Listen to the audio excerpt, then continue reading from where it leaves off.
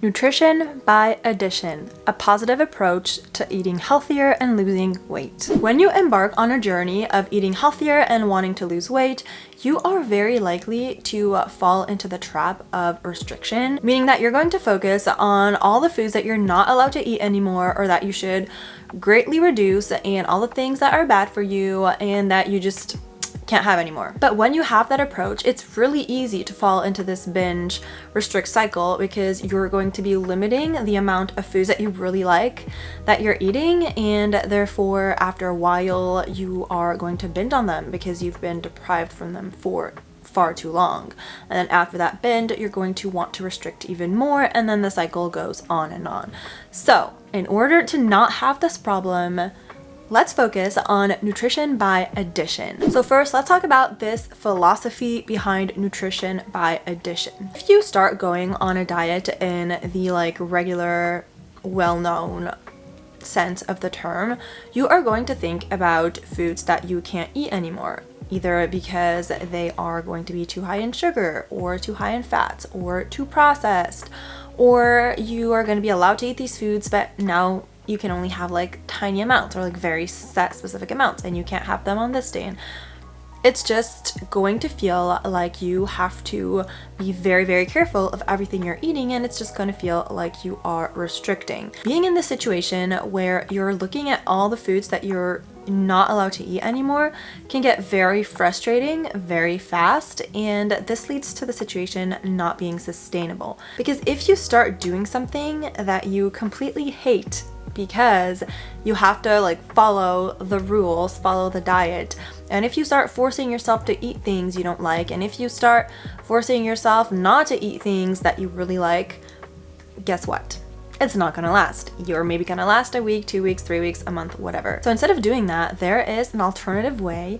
You can focus on the positive, healthy foods to be adding to your diet. And so the way this works is that by focusing on healthy foods that you do like, that you can incorporate into your meals, you're going to be thinking about all the options that you have, and you're not going to be focused on what you should be restricting.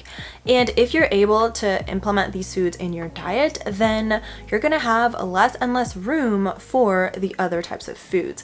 But they're kind of naturally going to weed themselves out, or at least they're not going to be as present, and it's not going to be this intentional push that you have to take on, and you have to be okay, I can't eat cookies anymore. That's unpleasant. But if you tell yourself, okay, I'm going to have fruit for dessert every day and fruit for a snack, and also have my cookie, and then you're going to do that, it's going to overlap for a little bit, and then after a while probably you're not going to be as hungry for your cookie because you're going to have all this fruit that you added, and so you're going to stop having the cookie. Or maybe you're gonna have half the cookie, or maybe you're only gonna have the cookie once in a while.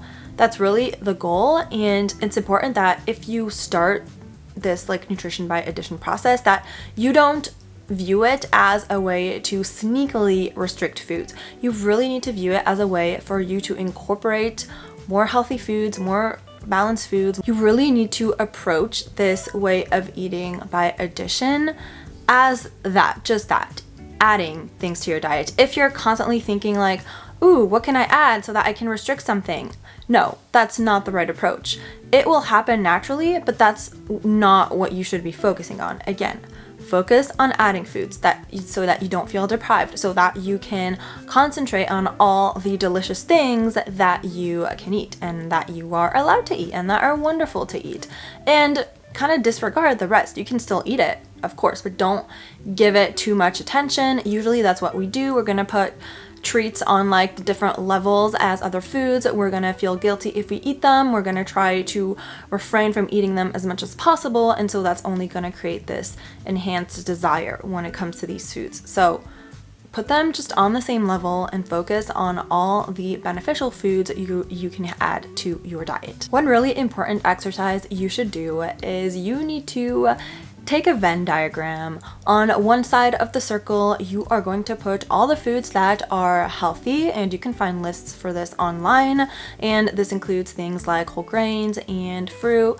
vegetables, beans, legumes, nuts, seeds, different sources of protein. So look at that and then put that into your graph, and then on the other circle put all of the foods that you like, either foods you absolutely love or things that you enjoy, and it can be like everything, like treats of course.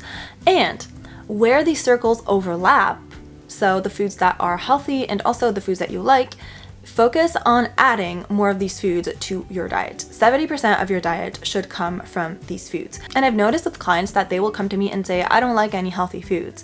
And then we actually go through the list of what a healthy food actually is, because no, it's not just like zucchini and lettuce, of course not. They realize that there are actually a bunch of things that they do like. So that can be encouraging to focus on all these foods that you can choose from, and that can kind of constitute the bulk of your diet. Now let's talk about the benefits that are going to come from this approach.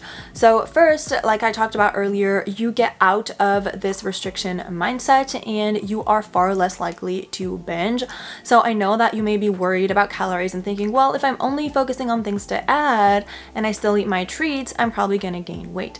And it's not that simple, because you also need to be including all the potential times where you are going to binge, because you're not eating foods that are satisfying to you, you're not eating foods that you crave. So that's why you really need to take that into account, and that's why you need to not worry when you are incorporating healthy foods without like removing the more processed foods. You'll also find that naturally when you fuel your body with nutrients and when you give your body energy, it's going to be much easier to tune out like emotional eating and to stop acting on urges and impulses to eat, because you are going to be fueled in a way that is much healthier. And again, this is going to reduce your binges and even reduce the amount of treats that you do crave. Another important point to note is that nutrition by addition isn't just about like treats and things like that. You can absolutely incorporate more nutritious foods into foods that are a little bit less nutritious, and that way you can kind of reduce the amount of these foods for the same kind of like volume. I'm gonna give you a bunch of examples later on so you can have like some practical tips, but a good example of this would be incorporating like veggie noodles, like zoodles, into your pasta. So I'm not saying replace your pasta by zucchini noodles, no. However, if you put some zucchini noodles into your pasta, then you're going to be able to eat bigger amounts of it, and you're going to still feel satiated and full and satisfied, and you're going to get in more veggies and then less refined carbs that would have been like you eating that same amount from just pasta. So now here are some practical ways to apply nutrition by addition. So first thing you need to do, like I talked about earlier, figure out the foods that you do like, the foods that you really like, and eat most of these. However, it may be possible that you don't have enough of these foods to base your entire meals off of. And in that case, you need to kind of start blending foods that are a little bit more nutritious, like veggies and fruit and whole grains and legumes, things like that, into foods that you are already eating and that you already really enjoy. So some examples of this would be in your omelet that you have for breakfast, instead of putting just eggs and cheese and butter, put like a little bit less cheese and maybe like take away one egg, and then instead put spinach or tomatoes or mushrooms. You can also add more veggies to your pasta sauce. So for instance, instead of getting a pre-made sauce, you can cut up your own veggies and blend them, mix them into a sauce, and you won't even realize that they are there. Instead of having your regular ham and cheese pizza, add some vegetable toppings on top of that, and instead of just having your pasta like I talked about before. Zoodles. Bread is another great way to practice nutrition by addition. First of all, with the type of bread. If you replace your white refined bread with more whole grain bread that has a decent amount of fiber, you're going to get in more nutrients.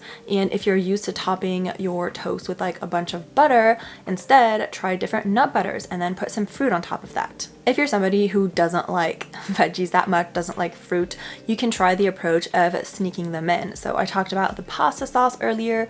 You can also do soups, sneak in different veggies into soups that you already like, and or try to find recipes where you can sneak in some veggies and try that out. And again, it's like kind of a taste and learn experience where you try out different things and you see if you like it or not. And if you don't like it, you kind of change the proportions of veggies a little bit, change the type of veggies, change the seasoning until you do like it.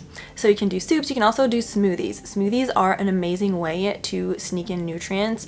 You can sneak in a bunch of fruit in there, like if you don't like fruit that much, and if you love fruit, then great, put like a bunch of fruit, a ton of fruit. And you can also put in some seeds, like I like to put chia seeds or flax seeds in my smoothies. You can put spinach because you can't taste it. Okay, granted, it gives the smoothie a color that's not really pleasing, like aesthetically pleasing, but it is a great way to get a nutrient boost. And you can also put beans in your smoothie, like white beans, not too much, but if you put a little bit, it's going to give it like a kind of creamy texture and you're going to get more protein and fiber. Another approach is to take a meal that you really like, that's kind of like a comfort meal to you, let's say chicken and rice, and you can turn it into different versions of that meal where you add more nutrients. So maybe like add some spinach, add some peppers, different types of veggies to that meal. Or you could even change it into a like rice salad with chicken and then also a bunch of veggies. When it comes to treats, snacks, things like that, you should be focusing on things you can add to that snack to make it more balanced. So let's say you're craving a cookie. That's totally fine, have the cookie, but also have some fruit and nuts along with it so that you're gonna feel fully satisfied with maybe just one cookie and some fruit and nuts instead of needing to have like 3 or 4 cookies to feel satisfied. If you want to have some chips for a snack, that's totally fine. Have the chips, but also have some hummus dip your chips in there, and even throw in some raw veggies that you dip in there as well. Again, more nutrients, same level of satisfaction, and as time goes on, you're going to be able to reduce the amount of chips. And another approach to try is the step-by-step approach, where let's say you're not very familiar with the taste of something. Let's say you're not used to whole grains, for instance. You can little by little sneak in more whole grains with your like refined grains. So let's say that you don't like whole wheat pasta, but it has more nutrients, more fiber, more protein, so you want to try to get more in. Well, you can start by having like half regular pasta, white pasta, and then half whole wheat pasta, and then see how that goes. And then as time goes on, you can have like full whole wheat pasta meals. And if you don't get there, that's fine. You can still have half and half. That's still going to be better than just plain white pasta. In that same vein, you can use fruit as toppings if you're not comfortable, if you don't crave like to have an entire fruit, cut it up into little pieces, use it as a topping on toast, on your yogurt, on your cereal, whatever. Get used to the taste of fruit, get used to enjoying it, and then you can have the whole fruit. I think the main thing to remember for this approach is that you need to tailor it to you and your cravings and your desires. I'm just giving you examples to get you started, but you really need to play around with it and see what you do like. And this should be like the data that you actually use, the feedback that you actually use, what you enjoy, what brings you pleasure, what satisfies you, what satisfies your cravings.